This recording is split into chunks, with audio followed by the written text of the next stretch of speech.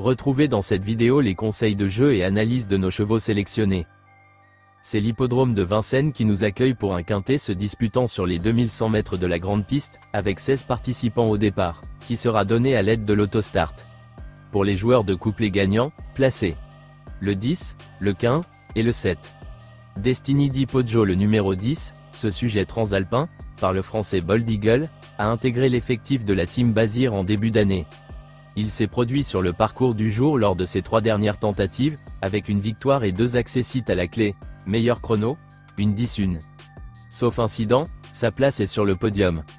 Heartbeat Thunder le numéro 15 ce trotteur scandinave, fils du champion Scarlet King, s'est bien comporté pour son premier essai à Vincennes, 4e, sur le parcours du jour, avec à la clé un chrono de 1:10:3.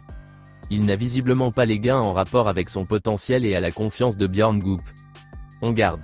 Working Class Hero le numéro 7, trotteur scandinave, par le français Village Mystique, s'est imposé sur la grande piste, 2850 mètres, avec déjà Mathieu Mottier aux commandes.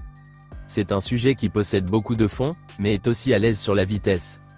Pieds nus d'entrée de jeu, il faudra compter avec lui. Pour les joueurs de multi, le 10, le 15, le 7, le 3, le 1, et le 2.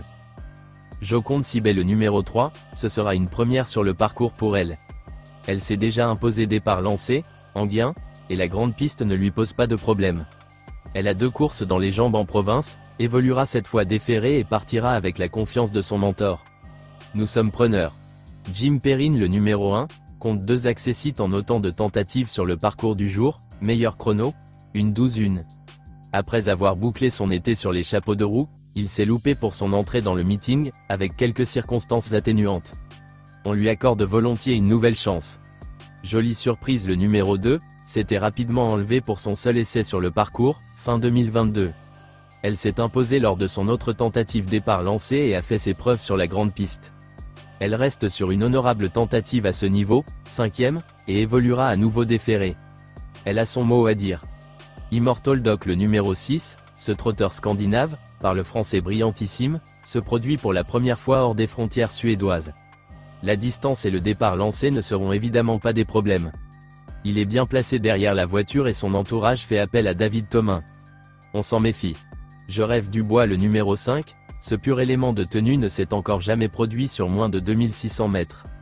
On part donc dans l'inconnu avec ce sujet qui vient de s'illustrer sous la selle. En revanche, l'écurie de Jacques Bruno est en forme, le cheval sera déféré et Mathieu Abrivard est aux commandes.